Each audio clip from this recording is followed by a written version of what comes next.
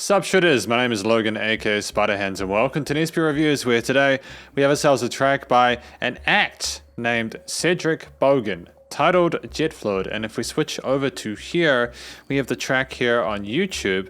This track is from Cedrick Bogan with Jarren Benton and Drewlitty off of the Man Cave 3 EP. So we're going to listen through this track from start to finish and we're going to hear what we think. Let's go. Let's do it. Boy said, Do you know what? I've just had a point. I can just put listening time up here. So I've been doing these reviews for 2 years, and usually I have a little speech bubble that goes in this bit.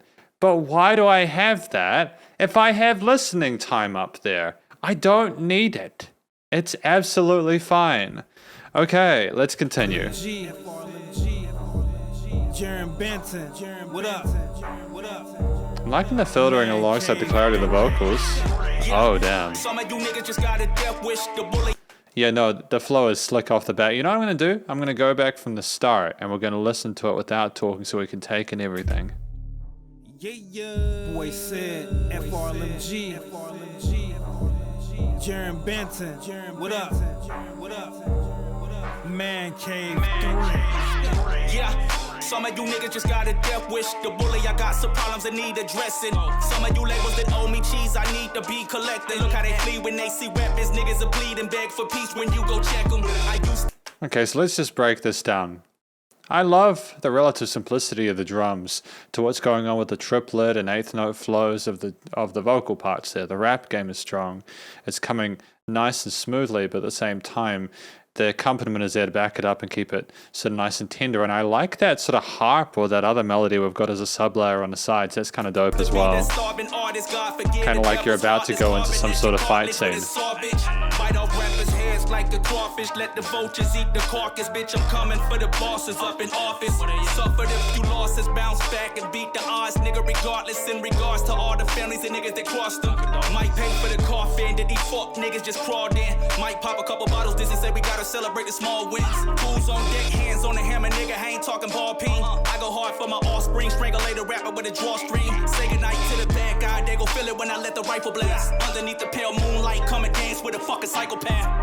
Underneath the pale moonlight, come dance with a psychopath. Yeah, this guy's got away with words. I like the storytelling. It's invigorating. As I know, no one does not to be screwed with. He's there to collect his cheese, you know, checking out those labels and everyone else around him, you know, making sure he's getting paid his dues.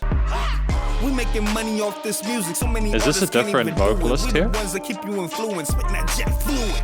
We making money off this music. So many artists can't even do it. Louder on the hook. The ones that keep you influenced with that jet fluid.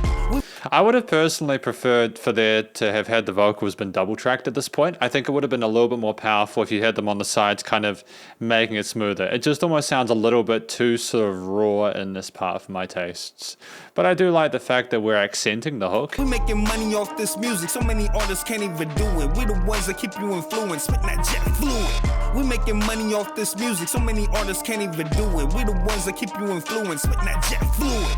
I'm getting this paper, man. Smoking marijuana vapors, man. Reaching goals and I'm making plans. No, this ain't making a band. I'm dropping bars and I'm getting fans when I'm on stage or off stage. I got waves like Oceanside. I'm a real one. I'm supposed to ride. I'll pulverize. Who cares if you're oversized? I'm a poltergeist to this rap game. Pitch me rolling blunts back to back in a Cadillac. Bumping about a cat in the studio selling verses like Swiss and Timberland. Your so-called top 10 favorite hip-hop artists, all my fans. Hashtag CEDFRLMG. There's a little bit of a change in the pace here. I'm wondering how they recorded these, because again, the flow is great. The words are coming through nice and smoothly. We're clearly competent and we're confident on the mic. But how did we record these? Did we record this in the same studio? Did they do it in separate setups? Because there's differences in the mic qualities that I can hear. I don't mind it. I don't think it's detrimental to the listening experience. I think that it's wonderful to be able to collaborate that way with technology nowadays. I've been making money off this rap game non-stop. Hashtag CEDFRLMG. See me dripping, scorching hot lyrics on beats. Out working all these weak artists crying over clout. I've been making money off this rap game non-stop. We making money off this music. So many artists can't even do it. We the ones that keep you influenced. Spitting that jet fluid. We making money off You feel his straight statement there? You know, they're saying that they're the ones making money off of music, and not many people can do it, to be fair. So if they are, then more kudos to them, you know? Can't even do it. We the ones that keep you It ain't easy. We making money off this music. So many Again, I like that extra little bum bum bum that's going on that left side there, I think, because we have that da da da dun dun dun dun dun, that melodic layer, that harp, that pluck strings on the right side. We need something on the left melodically to kind of balance that out, and that makes this hook sound bigger, I think, as well. It's a bit of hip artists can't even do it. We the ones that keep you alongside the kicks and 808s. We making money off this music. So many artists can't even do it. We the ones that Maybe we keep wanted to have a center field to be able to make room for those. I be on private jets, got a cat with when she looking at these baguettes. Niggas that said that I'm trying to get rich and know that I'm I think it's really interesting modulation of vocals in this part. my niggas. Look at the boss, know I floss, yeah, I pick the cost, know I flex, put your dozen on your neck, We getting money off this music, it's really easy how we do it, we keep it flowing like it's fluid.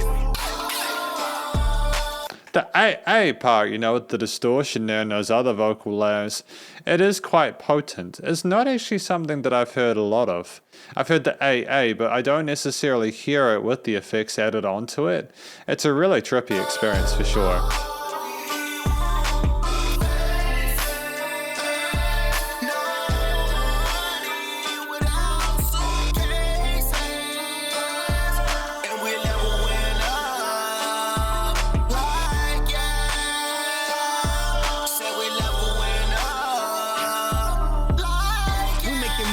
This music, so many artists can't even do it. We've got the Phrygian mode for the bass line, the two notes there going between.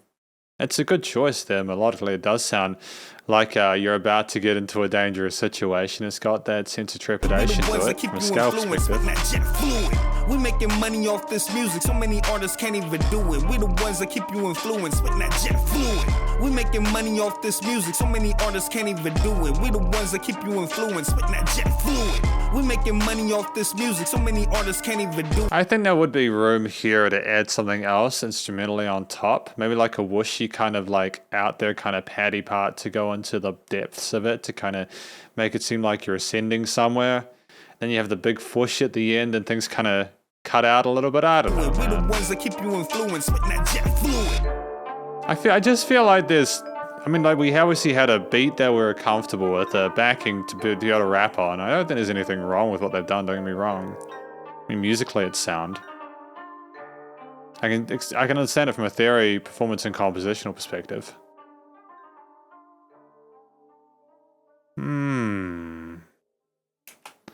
Interesting. Because this is the conclusion of my review of this track. Jet Fluid.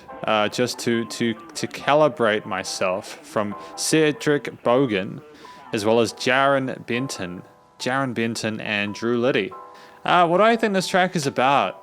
I think this track is not just about the fact that they're making money from their music, but that they're also issuing a sense of influence within the industry, within the audience. And it's talking about the ways that they make that money as well, how they carry themselves, keeping it fluid, etc., interacting with others to kind of get them to capitulate, etc. So I think that's what the track is about. I think that the performances from each of the rappers were solid. You know, I really liked the flow for the most part from them. The words came out nice and clearly, correct pronunciation of the words. Each rapper had a reasonably distinct way of expressing themselves. You could tell who was who in the mix. And that was good as well, because when you collaborate like this, you need to make sure that people aren't too similar. Otherwise, it's a struggle to keep going of who said what, especially if there's some sort of chemistry, you know, that is trying to be articulated throughout the performance. You need to also have the people in there going, oh yeah, no, like this is, so I'm carrying this part of the verse, etc. I'm replying to the first one. You know what I mean? You need to have the ability to tell who's who. I think that the first two rappers did really well with the raw sort of tone to the way that they performed. I think that the last person on the mic, their own verse, it was nice to have that sort of synthetic modulation to their voice. It was a great palate cleanser. It was almost like an interlude in a sea of verses and choruses. So that's a great job. I'm really happy with that. I think that it made sense to have a bit more of an intense outro going back into the hook there. I don't really have much else to say about the vocals. I'm happy with what they did.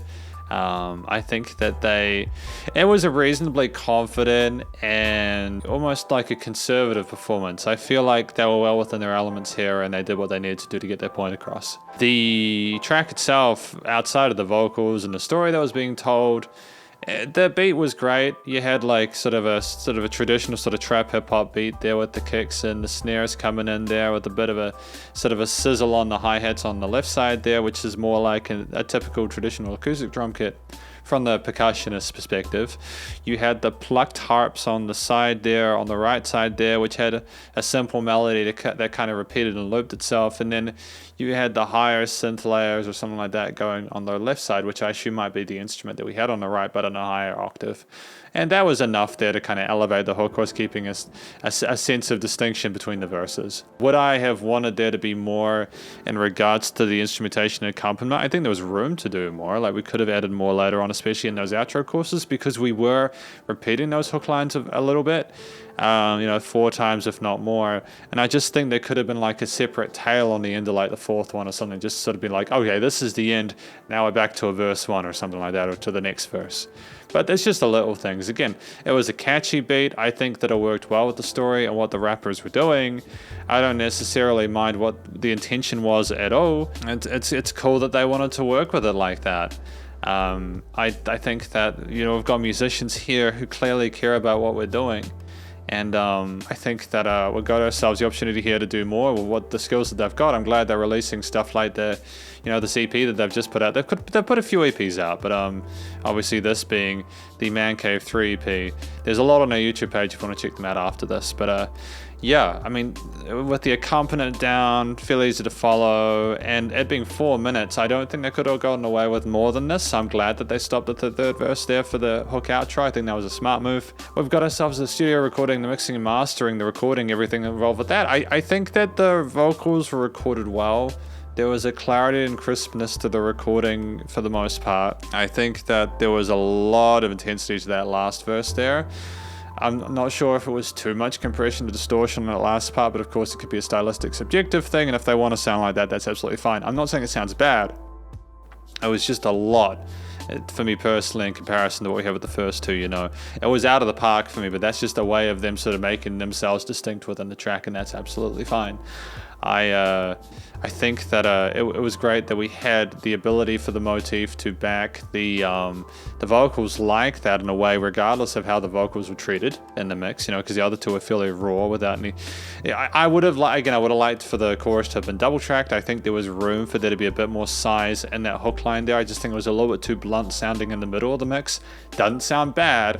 It's just I feel it would have had a bit more sort of width there and a bit more sort of like effect, especially with the elevation of the synth on the left side. If we'd had both double tracks going on there with the hook and just you know what I mean, like just I know it's a thing that's done in a lot of songs, they double track the vocals for the chorus. This is one of those examples where I think it would have worked especially well. Still sounded good though. I mean, the vocals were quite present in that part, but I think that was maybe just to allow for making it sound bigger, so that's fine. I do like the way that we came in with the intro part. There was a nice use of automation and panning with some of those instruments there and those vocal bits, so they clearly understand their studio production side of things, the automation of the panning and the volumes and stuff like that, so I think that's great. The effects used, like such as with the vocals, but also with some of the filtering and shimmering effects on those sort of cleanish vocals later on were good as well. There was a lot of tonal diversity that came on in the later half of the track, which I'm thankful for, because it's good to have a bit more oomph or a bit more sort of like zazz at the end just to carry a person through, especially if you're going outside of that 2 to 4 minute track and it's a first impressions. The track was nice and loud without pumping, so limiting compression was distorted, and there was a nice amount of dynamic range to the track without, and leveling was good too. All in all, I'm mostly really satisfied with this track. It's a positive review for me. Hopefully you enjoyed listening to this track, my review of Jet Fluid. And just to confirm, I don't want to get these names wrong, Cedrick Bogan, Jarren Benton and Drewlitty. If you did enjoy this track, please do go check out their various social medias and their YouTube page, and stay cool and stay safe, and please remember to support your local musicians and artists at this point in time, as they help more than ever with all the crazy stuff going on in the world, and I will catch you in the next review. Spiderhands out.